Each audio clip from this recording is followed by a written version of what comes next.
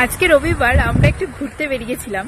তো স্কুটিতেই বেরিয়েছিলাম, একটু দাঁড়িয়েছি। এই জায়গার ওয়েদারটা এত মিষ্টি লাগছে, এই জায়গাটা এত ফাঁকা, এত সুন্দর, আর এখানে এত মিষ্টি একটা হাওয়া দিচ্ছে যে সত্যি এখানকার জায়গাটা ভীষণ ভালো লাগছে।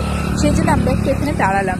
আসলে রোববার বা শনিবার ছাড়া অকারণে তো এভাবে বেরোনো হয় না। শনিবার রোববারে আমরা অকারণে একটু ঘুরে বেড়াই এদিকে ওদিকে, মানে আমাদের কোনো জায়গা থাকে না যে আমরা এখানে যাবো এখানে দাঁড়াবো বা কিছু।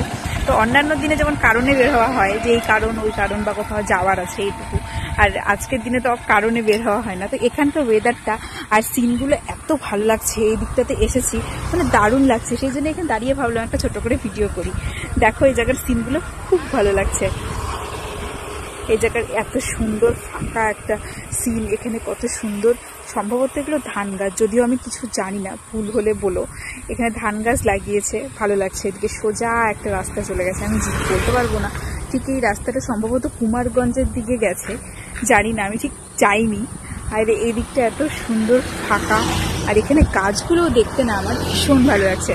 এখানে এই গাছগুলো আমার খুব ভালো লাগছে। জানি এই গাছগুলো খুবই সচরাচর দেখা যায়, কিন্তু অনেকদিন পর বাড়ি থেকে বেরোলে যে এই জিনিসটা মনে হয় যে খুব ভালো লাগছে, সব জিনিসই খুব মিষ্টি লাগছে।